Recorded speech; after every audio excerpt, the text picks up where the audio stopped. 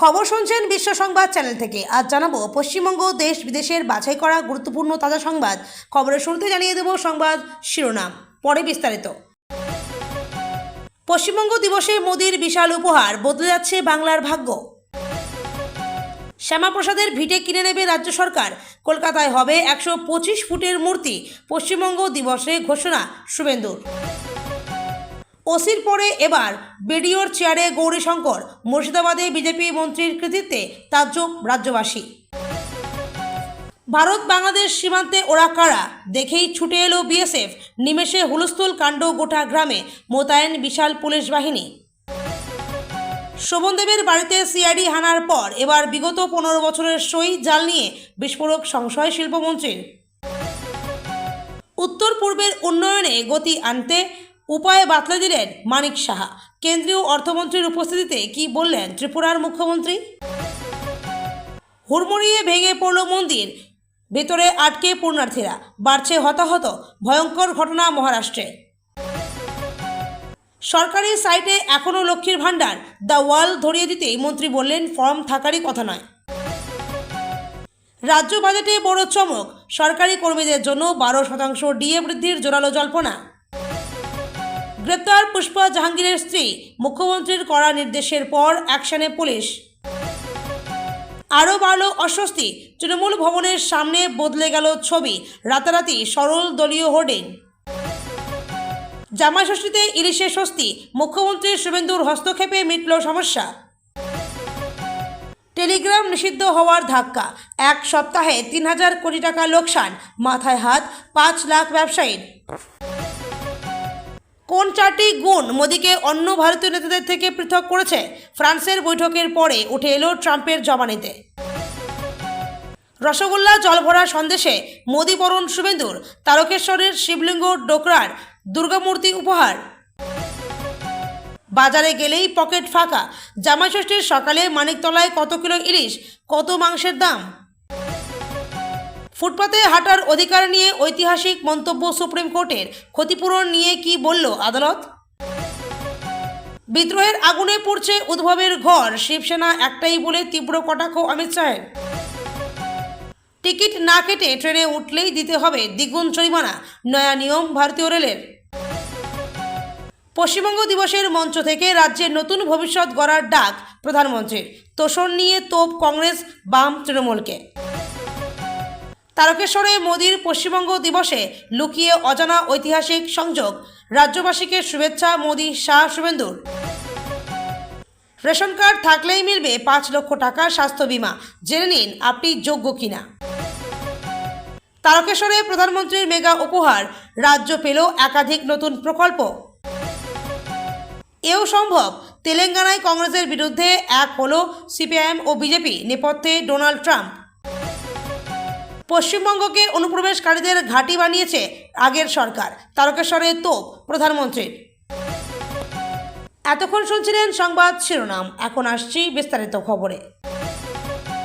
2 দিনের সফরে রাজ্যে আসছেন প্রধানমন্ত্রী নরেন্দ্র মোদী। তার এই সফরের মূল লক্ষ্য তারকেশ্বরে পশ্চিমবঙ্গ দিবস উদযাপন এবং কলকাতার রেড রোডে আন্তর্জাতিক যোগ দিবসের প্রধান অনুষ্ঠানে অংশগ্রহণ করা। রাজ্যে নতুন সরকার গঠনের পর এটি প্রধানমন্ত্রীর প্রথম সফর। এই বিশেষ প্রেক্ষাপটে কেন্দ্রের মোদী সরকার ও রাজ্যের নবনিযুক্ত নেতৃত্ব যৌথ উদ্যোগে পশ্চিমবঙ্গের সার্বিক উন্নয়নের কাজকে আরও গতিশীল করার প্রতিশ্রুতি দিয়েছে। সফরকালে প্রধানমন্ত্রী তারকেশ্বরের বালিগড়িতে প্রশাসনিক সভায় যোগ দেবেন এবং 820 কোটি টাকারও বেশি মূল্যের পরিকাঠামো প্রকল্পের উদ্বোধন ও শিলান্যাস করবেন। পাশাপাশি রাজ্যের যোগাযোগ ব্যবস্থার আধুনিকায়নে 590 কোটি টাকার রেল সংস্কার প্রকল্পের সূচনা করা হবে। এছাড়া কৃষকদের সুরক্ষায় প্রধানমন্ত্রীর সব ফসল বীমা যোজনা, ধনধান্য যোজনা এবং পিএম কিষাণ প্রকল্পের পরবর্তী কিস্তির অর্থ প্রদানের সিদ্ধান্ত নেওয়া হয়েছে। কৃষি, গ্রামোন্নয়ন, মৎস্য ও পশুপালন খাতের এই প্রকল্পগুলো গ্রামীণ অর্থনীতির প্রসারে গুরুত্বপূর্ণ ভূমিকা রাখবে বলে আশা করা হচ্ছে। বাংলার সমৃদ্ধ ইতিহাস ও সংস্কৃতির প্রশংসা করে প্রধানমন্ত্রী ডক্টর শ্যামাপ্রসাদ মুখার্জির অবদানের কথা স্মরণ করেছেন এবং 2026 সালে তার 125তম জন্মজয়ন্তীকে সামনে রেখে রাজ্যের উন্নয়নে কেন্দ্রীয় সহায়তার বার্তা দিয়েছেন। রাজনৈতিক বিশ্লেষকদের মতে কেন্দ্র ও রাজ্যের এই সমন্বয় দীর্ঘদিনের প্রশাসনিক ও নীতিগত জটিলতা কাটিয়ে রাজ্যের দীর্ঘমেয়াদী উন্নয়নে নতুন পথ প্রশস্ত করবে। পশ্চিমবঙ্গ দিবস উদযাপনে তারকেশ্বরে এসেছেন প্রধানমন্ত্রী নরেন্দ্র মোদী। তারকেশ্বরের সভামঞ্চে ডোকরার দুর্গামূর্তি দিয়ে তাকে স্বাগত জানান মুখ্যমন্ত্রী শুভেন্দু অধিকারী। এদিনের তারকেশ্বরের সভামঞ্চ থেকে শুভেন্দু জানালেন, কলকাতায় বনাম হবে শ্যামাপ্রসাদ মুখোপাধ্যায়ের 125 ফুট উচ্চ মূর্তি। জিরাটে শ্যামাপ্রসাদ মুখোপাধ্যায়ের জন্মভিটে কিনে নেবে রাজ্য সরকার, জানিয়ে দিলেন মুখ্যমন্ত্রী বলেন, এই প্রথমবার পশ্চিমবঙ্গের রাষ্ট্রবাদী সরকার তারকেশ্বরের মাটিতে পশ্চিমবঙ্গ দিবস পালন করেছে। শ্যামাপ্রসাদ মুখোপাধ্যায়ের অবদান মনে রেখে সম্মান জানিয়ে পশ্চিমবঙ্গ দিবস পালনে পশ্চিমবঙ্গের মাটিতে এসেছেন এক প্রধানমন্ত্রী নরেন্দ্র মোদী। আগামী 23 তারিখ আত্মবলিদান দিবস, 6 জুলাই শ্যামাপ্রসাদ মুখোপাধ্যায়ের জন্মদিবস পালন হবে। আগামী দিনে রাজ্যে শ্যামাপ্রসাদ মুখোপাধ্যায়ের জন্মভিটেতে স্মৃতিসৌধ লাইব্রেরি বানাবো। কলকাতায় 125 ফুট উঁচু শ্যামাপ্রসাদ মুখোপাধ্যায়ের মূর্তি তৈরি করে সম্মান জানাবে রাজ্য সরকার। পাশাপাশি পশ্চিমবঙ্গ দিবস 20 জুন থেকেই শনিবার তারকেশ্বর থেকে প্রধানমন্ত্রী কিষাণ সম্মান নিধি যোজনার 23তম কিস্তির টাকা জারি করলেন প্রধানমন্ত্রী নরেন্দ্র মোদী। দেশের কোটি কোটি কৃষকদের অ্যাকাউন্টে ট্রান্সফার করা হলো যোজনার 2000 টাকা। দেশের কৃষকদের আর্থিক সহায়তা প্রদান করার উদ্দেশ্যে প্রধানমন্ত্রী কিষাণ সম্মান নিধি যোজনা শুরু করা হয়েছিল। এখন পর্যন্ত 22টি কিস্তির টাকা দেওয়া হয়েছে। যোজনায় বছরে 3টি কিস্তিতে 2000 টাকার মোট 6000 টাকা কৃষকদের অ্যাকাউন্টে ক্রেডিট করা হয়। এদিন 23তম কিস্তির টাকা জারি করা হলো। ওসির পরে এবার ভিডিওর চেয়ারে বসে পড়লেন রাজ্যের মন্ত্রী ও মুর্শিদাবাদের বিধায়ক গৌরীশঙ্কর ঘোষ। সাগরপাড়া থানায় ওসি রাকেশ বিশ্বাসের চেয়ারে বসার ছবি শুক্রবারই ভাইরাল হয়। এর পরেই দিনও আরও একটি ছবি ভাইরাল হয়। সেখানে মুর্শিদাবাদের ভগবানগোলা 1-এর বিডিও অরুণলোক ঘোষের চেয়ারে বসে আছেন গৌরীশঙ্কর। এই নিয়ে ফের বিতর্ক ছড়িয়ে পড়েছে। রাজ্যে বিজেপির নয়া মুখ্যমন্ত্রী শুভেন্দু অধিকারী বলেছেন, এখন বাংলায় আইনের শাসন চলবে, পুলিশ চলবে আইন মেনে, শাসক হস্তক্ষেপ করবে না। কিন্তু 1.5 মাসেই বাস্তব চিত্র উল্টো। রাজ্যের মন্ত্রী ও মুর্শিদাবাদের বিধায়ক গৌরীশঙ্কর ঘোষ গিয়েছিলেন সাগরপাড়া থানায়। সৌজন্য দেখিয়ে নিজের চেয়ার মন্ত্রীকে ছেড়ে দেন ওসি রাকেশ বিশ্বাস। আর বিন্দুমাত্র না ভেবে সেই চেয়ারে বেমালুম বসে পড়েন মন্ত্রীমশাই। এই ছবি ছড়িয়ে পড়তেই সমালোচনা শুরু হয়। প্রশ্ন ওঠে, কোনো জনপ্রতিনিধিকে সরকারি আধিকারিকদের দপ্তরে তার চেয়ারে বসতে পারেন? এই নিয়ে যখন প্রবল আলোচনা হয়, তার মধ্যেই শনিবার ভাইরাল দ্বিতীয় ছবি। সেখানে দেখা যাচ্ছে মন্ত্রী গৌরীশঙ্কর বসে আছেন ভগবানগোলা 1-এর বিডিও অরুণালোক ঘোষের চেয়ারে। বিরোধীদের অভিযোগ, এই 1.5 মাসে বিজেপি প্রমাণ করে দিয়েছে পুলিশ আসলে বিজেপির পুলিশ। এই ছবি পোস্ট করে তৃণমূলের পক্ষ থেকে তোলা হয়। কোন অধিকারে গৌরীশঙ্কর ঘোষ এই চেয়ারে বসার অনুমতি পান? ব্লক উন্নয়ন কর্মকর্তা হলেন একজন সরকারি আধিকারিক, যিনি একটি জেলার কোনো নির্দিষ্ট প্রশাসনিক ব্লক বা অঞ্চলের উন্নয়নে তত্ত্বাবধানের দায়িত্বে থাকেন। ছবিতে যে ব্যক্তি একটি প্রশাসনিক চেয়ারে বসে আছেন, তিনি প্রশাসনিক আধিকারিকদের কেউ নন, একজন বিজেপির বিধায়ক। একজন সাধারণ জনপ্রতিনিধির আচরণে ব্যবস্থা নেবে কি সরকার, কিভাবে উঠছে প্রশ্ন। ভারত বাংলাদেশ সীমান্তে উত্তেজনা। ঘটনাটি ঘটেছে মালদহের বৈষ্ণবনগর থানার সুখদেবপুর গ্রামে। ভারত বাংলাদেশ সীমান্তে অবৈধভাবে অনুপ্রবেশের চেষ্টা, আর এই সময় ছুটে যায় বিএসএফ ও ভারতীয় বাসিন্দারা। এরপর সীমান্ত থেকে বাংলাদেশের দিকে পালিয়ে যায় অনুপ্রবেশকারীরা। জানা গিয়েছে, মালদহের ভারত বাংলাদেশ সীমান্ত সুখদেবপুর গ্রামের এই এলাকায় 1200 মিটার কাঁটাতার নেই। কাঁটাতারহীন এলাকার সুযোগ নিয়ে এর আগে অনুপ্রবেশের চেষ্টা করা হয়েছে বহুবার। 2025 সালের জানুয়ারি মাসে কাঁটাতার লাগাতে গেলে বিএসএফের সঙ্গে বর্ডার গার্ড বাংলাদেশের বিবাদ লাগে, আর এই বিবাদের মধ্যে জড়িয়ে পড়ে ভারতীয় ও বাংলাদেশের সীমান্ত এলাকার মানুষ। শনিবার সকাল থেকেই টানটান উত্তেজনা। সীমান্ত টহল দিচ্ছে বিএসএফ, গ্রামে মোতায়েন আছে পুলিশ। স্থানীয় বাসিন্দা পীযূষ মণ্ডল জানান, এই এলাকায় কাঁটাতারহীন এলাকা দিয়ে ভোরবেলা প্রায় 18 থেকে 20 জন বাংলাদেশি নাগরিক ভারতে প্রবেশ করার চেষ্টা করেন। সীমান্তের ঠিক ওপারেই রয়েছে বাংলাদেশের চাঁপাইনবাবগঞ্জ জেলার শিবগঞ্জ থানার চৌকা এলাকা। সেখান থেকে অনুপ্রবেশের চেষ্টা হচ্ছিল। সেই সময় বাধা দেয় কর্তব্যরত বিএসএফ জওয়ান। চোরা পথে ভারতে প্রবেশ করার চেষ্টা করে। বিএসএফের সঙ্গে এগিয়ে যান স্থানীয় ভারতীয় গ্রামবাসীরা। এরপরেই সীমান্ত থেকে সরে যায় অনুপ্রবেশকারীরা। কিছু বাংলাদেশি এসে সীমান্তে অশান্তি করার চেষ্টা করেন। বিএসএফ রুখে দাঁড়ালে তারা কার্যত রণে ভঙ্গ দেয়। এলাকার বিজেপি নেতা তারক ঘোষ বলেন, এই এলাকায় 1200 মিটার কাঁটাতার নেই। এই সরকার কাঁটাতার লাগানোর জন্য কাজ শুরু করেছে। এর আগেও এখানে ভারতীয় ভূখণ্ড দখল করার চেষ্টা করেছিল বাংলাদেশিরা। কাঁটাতার লাগালে এই সমস্যার সমাধান হবে। আমরা কোনো মতেই অনুপ্রবেশ বরদাস্ত করব না। বৈষ্ণবনগর বিধানসভার বিধায়ক রাজু কর্মকার বলেন, নতুন সরকার অনুপ্রবেশের ক্ষেত্রে জিরো টলারেন্স নীতি নিয়েছে। কোনোভাবেই অবৈধ বাংলাদেশিদের ভারতে প্রবেশ করতে দেওয়া হবে না, থাকতেও দেওয়া হবে না। সীমান্তে বিএসএফ সজাগ রয়েছে। মালদহ উত্তরের বিজেপির সাংসদ খগেন মুর্মু বলেন, সুখদেবপুর দিয়ে বাংলাদেশের অনুপ্রবেশকারীদের পাঠানো হচ্ছিল।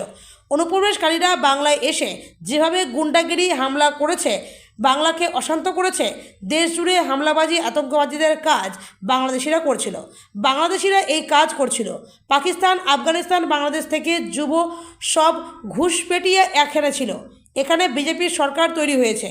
আমাদের মাননীয় মুখ্যমন্ত্রী শুভেন্দু অধিকারী যেটা নির্দেশ দিয়েছেন, সব ঘুষপেটিয়াকে পুশব্যাক করার ব্যবস্থা চলছে। যারা বাংলাদেশি ধরা পড়েছে তাদেরকে বাংলাদেশে পাঠানোর ব্যবস্থা করা হচ্ছে। অমিত শাহ বারবার বলেছে এখানে কোনো ঘুষপেটিয়া থাকবে না। সারা দেশে আতঙ্কবাদীদের দ্বারা সমস্ত জায়গায় হামলা চলছিল, তা পুরোপুরি বন্ধ করার জন্য ব্যবস্থা নেওয়া হচ্ছে ভারত সরকারের পক্ষ থেকে বাংলা সরকারের সহযোগিতায়। সমস্ত ঘুষপেটিয়াদের বের করার চেষ্টা করা হচ্ছে। আর বাংলাদেশের যে সরকার আছে, ওখানে জেহাদি সরকার আছে, ওরা বাংলাদেশ যেতে দিচ্ছে না। এর মানে কি এখানে ঘুষপেটিয়া থাকবে, হামলাবাজি চলবে, এখানে সব কিছু থামানো হবে। এখান থেকে সব ঘুষপেটিয়াদের বের করে দেওয়া হবে। বালিগঞ্জে প্রবীণ তৃণমূল বিধায়ক শোভনদেব চট্টোপাধ্যায়ের বাসভবনে সিআইডি হানার পর বিধানসভার সই জালিয়াতি মামলা এক নজিরবিহীন মোড় নিয়েছে। কেবল বিধায়কদের সই জালিয়াতি নয়, বিগত 1.5 দশকে সরকারের শীর্ষ স্তরেও এমন ঘটনা ঘটেছে কিনা তা নিয়ে খোদ রাজ্যের শিল্পমন্ত্রী তাপস রায়ের মন্তব্যে তীব্র চাঞ্চল্য তৈরি হয়েছে। বিস্ফোরক অভিযোগে সরব শিল্পমন্ত্রী তদন্ত চলাকালীন এই সই জাল কাণ্ড নিয়ে বড়সড় প্রশ্ন তুলে দিয়েছেন শিল্পমন্ত্রী তাপস রায়। বিগত সরকারের আমলের টেন্ডার প্রক্রিয়া ও বড় বড় কাজের স্বচ্ছতা নিয়ে আঙুল তুলে তিনি আশঙ্কা প্রকাশ করেন যে গত 15 বছরে মুখ্যমন্ত্রী কিংবা বড় আমলাদের সই জাল করে অন্য কোনো কারবার চালানো হয়েছে কিনা তা খতিয়ে দেখা দরকার। এই মন্তব্য রাজনৈতিক ও প্রশাসনিক মহলে নতুন বিতর্কের জন্ম দিয়েছে। শোভনদেবের বাড়িতে গোয়েন্দারা ও মামলার প্রেক্ষাপট, এই দিন সকালে একজন ভিডিওগ্রাফার সহ সিআইডির একটি বিশেষ দল বালিগঞ্জের বিধায়ক শোভনদেব চট্টোপাধ্যায়ের বাড়িতে পৌঁছায় এবং প্রায় আধ ঘন্টা ধরে তাকে জিজ্ঞাসাবাদ করে। তবে বিষয়টি সম্পূর্ণ আদালতের বিচারাধীন হওয়ায় সংবাদ মাধ্যমের সামনে মুখ খোলেননি প্রবীণ এই বিধায়ক। গোটা বিতর্কের সূত্রপাত বিধানসভায় তৃণমূলের সংসদীয় দলের তরফে স্পিকারকে পাঠানো একটি চিঠিকে কেন্দ্র করে। অভিষেক বন্দ্যোপাধ্যায়ের পাঠানো 70 জন বিধায়কের সই সম্বলিত ওই চিঠিতে শোভনদেব চট্টোপাধ্যায়কে বিরোধী দলনেতা হিসেবে মনোনীত করার প্রস্তাব দেওয়া হয়েছিল। কিন্তু চিঠিটি জমা পড়ার পরেই দেখা যায় একাধিক বিধায়কের সইয়ে মারাত্মক অসঙ্গতি রয়েছে এবং কিছু নাম সাধারণ ব্লক লেটারে লেখা। পরবর্তীতে দলেরই 2 বিধায়ক সন্দীপন সাহা ও ঋতব্রত বন্দ্যোপাধ্যায় লিখিত অভিযোগের ভিত্তিতে এই তদন্ত শুরু হয়। তদন্তের পরিধি ও সম্ভাব্য প্রভাব এই সই জালিয়াতি মামলার জল ইতিমধ্যে অনেক দূর গড়িয়েছে। এর আগে ফিরহাদ হাকিম এবং অভিষেক বন্দ্যোপাধ্যায়ের মতো শীর্ষ নেতাদের ম্যারাথন জিজ্ঞাসাবাদ করেছে সিআইডি। এবার শোভনদেব চট্টোপাধ্যায়ের পর সাংসদ কল্যাণ বন্দ্যোপাধ্যায়কেও জিজ্ঞাসাবাদের প্রক্রিয়া শুরু হয়েছে। রাজনৈতিক বিশেষজ্ঞদের মতে এই তদন্তের প্রভাব হতে পারে সুদূর প্রসারী। একদিকে যেমন শাসক দলের ভেতরের সমীকরণ ও দলত্যাগী বিধায়কদের অবস্থান স্পষ্ট হচ্ছে, অন্যদিকে শিল্পমন্ত্রীর এই নতুন অভিযোগের পর বিগত সরকারের আমলের একাধিক বড় বড় প্রকল্পের টেন্ডার প্রক্রিয়া ও সরকারি নথির সত্যতা নিয়েও আইনি ও প্রশাসনিক স্তরে বড় ধরনের টানাপোড়েন শুরু হওয়ার সম্ভাবনা দেখা দিয়েছে। শিলংয়ে আয়োজিত leveraging externally added projects in the north eastern states সেমিনারে উত্তর পূর্বাঞ্চলের উন্নয়নের গতি আরও বাড়াতে এক্সটার্নালি অ্যাডেড প্রজেক্টসের ওপর আরোপিত ঋণের সীমা প্রত্যাহারের দাবি জানালেন ত্রিপুরার মুখ্যমন্ত্রী অধ্যাপক ডক্টর মানিক সাহা।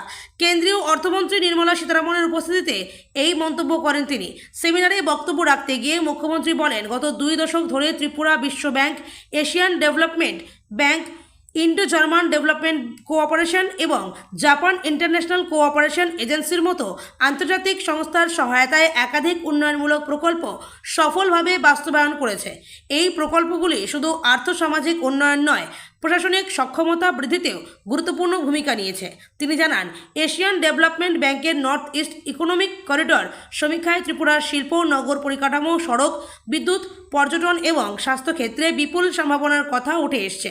বর্তমানে রাজ্যের শিল্প পরিকাঠামো, নগর উন্নয়ন, পর্যটন, জলবায়ু সংরক্ষণ এবং তফসিলি জনজাতির আর্থসামাজিক উন্নয়ন সহ মোট 8টি ইএপি চলছে। মুখ্যমন্ত্রী আরও জানান, গত কয়েক বছরে ত্রিপুরার অর্থনীতিতে উল্লেখযোগ্য বৃদ্ধি হয়েছে। 2019 থেকে 20 অর্থবর্ষে রাজ্যের ডিডিপি ছিল 55,984 কোটি টাকা, যা 2025 থেকে 26 অর্থবর্ষে বেড়ে 1,795 কোটি টাকায় পৌঁছেছে।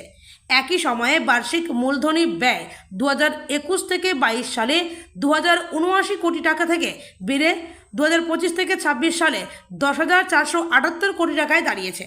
মুখ্যমন্ত্রী জানান, গত এক বছরে প্রায় 30,000 কোটি টাকার বিনিয়োগ সংক্রান্ত মৌ স্বাক্ষরিত হয়েছে এবং 8,000 কোটির বেশি টাকার প্রকল্প বাস্তবায়নের পর্যায়ে রয়েছে। এই বেসরকারি বিনিয়োগকে আরও উৎসাহ দিতে শিল্পাঞ্চল, সড়ক, বিদ্যুৎ, পর্যটন এবং জলসম্পদ ক্ষেত্রে আরও বড় পরিকাঠামোগত বিনিয়োগ প্রয়োজন। বাইরে থেকে আসা বিনিয়োগের প্রকল্পের অর্থায়ন প্রসঙ্গে মুখ্যমন্ত্রী বলেন, কেন্দ্র ও রাজ্যের অংশীদারিত্ব 80:20 হলেও বাস্তবে জমি অধিগ্রহণ, বনভূমির অনুমোদন এবং বিভিন্ন পরিষেবা হস্তান্তরের অতিরিক্ত খরচের কারণে রাজ্যের আর্থিক চাপ বেড়ে যায়, যে কারণে 2023 থেকে 24 অর্থবর্ষ থেকে আরোপিত ইএপি ঋণ সীমা প্রত্যাহারের দাবি জানান তিনি বলেন, প্রতিটি রাজ্যের প্রশাসনিক দক্ষতা ও প্রকল্প বাস্তবায়নের ক্ষমতা বিচার করে ঋণ নেওয়ার সুযোগ নির্ধারণ করা উচিত। এটি কেন্দ্রের অ্যাক্ট ইস্ট পলিসির উদ্দেশ্যে সঙ্গেও সামঞ্জস্যপূর্ণ হবে। ত্রিপুরার ভৌগোলিক অবস্থার কথা তুলে ধরে মুখ্যমন্ত্রী বলেন, বাংলাদেশ সীমান্তবর্তী রাজ্য হওয়ায় ত্রিপুরাকে বিভিন্ন চ্যালেঞ্জের মুখোমুখি হতে হয়। প্রতিবেশী দেশের পরিস্থিতির প্রভাব রাজ্যের অর্থনীতি ও আইন শৃঙ্খলার ওপর পড়ে। এর ফলে অতিরিক্ত নিরাপত্তা ও প্রশাসনিক খরচ বহন করতে হয়। পাশাপাশি রাজ্যের নিজস্ব রাজস্ব আয়ের পরিমাণ সীমিত হওয়ার মোট বাজেটের প্রায় 15% নিজস্ব উৎস থেকে আসে বলেও জানান তিনি। প্রধানমন্ত্রী নরেন্দ্র মোদী এবং কেন্দ্রীয় অর্থমন্ত্রী নির্মলা সীতারামনের প্রতি কৃতজ্ঞতা প্রকাশ করে মানিক সাহা বলেন, তাদের সহযোগিতায় ত্রিপুরায় একাধিক এক্সটার্নালি অ্যাডেড প্রজেক্ট অনুমোদন পেয়েছে এবং রাজ্য দ্রুত উন্নয়নের পথে এগোচ্ছে। এছাড়াও 16তম অর্থ কমিশনের সুপারিশ অনুযায়ী রেভিনিউ গ্র্যান্ট বন্ধ হওয়ার ফলে তৈরি হওয়া আর্থিক চ্যালেঞ্জের বিষয়টিও তুলে ধরেন তিনি। প্রাইড অফ হিলস উদ্যোগে কেন্দ্রের সহায়তার জন্য ধন্যবাদ জানিয়ে এই প্রকল্পের বরাদ্দ আরও বাড়ানোর আবেদন জানান মুখ্যমন্ত্রী। গর্ভগৃহে ঢোকার মুখে ভেঙে পড়ল মন্দিরের ছাদ, ভয়ঙ্কর ঘটনা মহারাষ্ট্রে। মন্দিরের ভেতর পুণ্যার্থীরা আটকে রয়েছেন বলে খবর, তাদের বের করে আনার চেষ্টা চলছে। প্রাথমিকভাবে জানা যাচ্ছে 7 জনের দেহ বের করে আনা গিয়েছে ধ্বংসস্তূপের ভেতর থেকে। আহতের সংখ্যা প্রায় 30, হতাহতের সংখ্যা বাড়তে পারে বলে আশঙ্কা করা হচ্ছে। মহারাষ্ট্রের পারভনি জেলায় স্থিত হনুমান মন্দিরে এই ঘটনা ঘটেছে। শনিবার দুপুরে সেখানে বিশেষ ধর্মীয় অনুষ্ঠান চলছিল। সেই উপলক্ষে ভিড় করেছিলেন বহু পুণ্যার্থী। সেই সময়ে নির্মীয়মান ছাদের অংশ হুড়মুড়িয়ে ভেঙে পড়ে। আহত অবস্থায় কয়েকজনকে উদ্ধার করা হয়েছিল। স্থানীয় স্বাস্থ্যকেন্দ্র এবং হাসপাতালে ভর্তি করা হয়েছে তাদের। আহতদের মধ্যে বেশ কয়েকজনের অবস্থা আশঙ্কাজনক বলে জানা যাচ্ছে।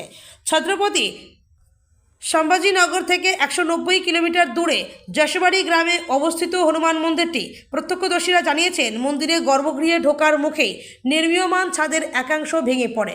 দুপুর 3:30 সভা মণ্ডপের ছাদ ভেঙে পড়ে। গর্ভগৃহের বাইরে সভা মণ্ডপটি নির্মাণ করা হচ্ছিল। সেই নির্মীয়মান ছাদের স্ল্যাব ভেঙে পড়ে হঠাৎই। খবর পেয়ে জেলা প্রশাসনের টিম পৌঁছায় ঘটনাস্থলে। পৌঁছেছে উদ্ধারকারী দলও। যুদ্ধ পরিস্থিতিতে উদ্ধার কার্য চলছে বলে সংবাদ সংস্থা পিটিআইকে জানিয়েছেন এক পুলিশ আধিকারিক। মহারাষ্ট্রের মন্ত্রী মেঘনা বর্ডিকর বলেন, উদ্ধারকারী দল দ্রুত পৌঁছে যায় ঘটনাস্থলে। সকলের সমন্বিত প্রচেষ্টায় ধ্বংসস্তূপ থেকে পুণ্যার্থীদের বের করে আনার কাজ চলছে। দুর্ঘটনায় যারা মারা গিয়েছে এবং যারা আহত হয়েছেন তাদের পরিবারকে ও আর্থিক সহায়তা প্রদান করা হবে বলেও জানিয়েছেন তিনি। ঘটনাস্থল থেকে যে ভিডিও সামনে এসছে তা শিউরে ওঠার মতো। দেখা গিয়েছে নির্মাণ কাজের জন্য বাঁশ বাঁধা হয়েছে, তার ভেতর দিয়েই মন্দিরের গর্ভগৃহে ঢুকছেন পুণ্যার্থীরা। সেই সময়ই হুড়মুড়িয়ে ভেঙে পড়ে সব কিছু। শনিবার পুণ্যার্থীদের সংখ্যা তুলনামূলক বেশি ছিল। মহাপ্রসাদ নিতে ভিড় করেছিলেন সকলে। সেই সময়ই বিপদ ঘটে যায়। বাংলায় রাজনৈতিক পরিবর্তনের পর রাজ্যের নতুন সরকারের বয়স এখন প্রায় 1.5 মাস। ভোটের ময়দানে গেরুয়া শিবিরের নেতারা সাধারণ মানুষকে যে সমস্ত প্রতিশ্রুতি দিয়েছিলেন, ক্ষমতায় আসার পর প্রথম কয়েকটা দিনেই মধ্যেই একের পর এক বাস্তবায়ন করার কাজও শুরু করে দিয়েছে এই নতুন প্রশাসন। আর এই সমস্ত প্রতিশ্রুতির মধ্যে রাজ্যবাসীর নজর কাড়া অন্যতম বড় প্রকল্প ছিল অন্নপূর্ণা যোজনা। পূর্ববর্তন তৃণমূল সরকারের অত্যন্ত জনপ্রিয় লক্ষ্মীর ভাণ্ডার প্রকল্পের আদলেই রাজ্যের মহিলাদের প্রতি মাসে আর্থিক সাহায্য দেওয়ার জন্য এই নতুন সামাজিক সুরক্ষা যোজনা এনেছে বিজেপি সরকার।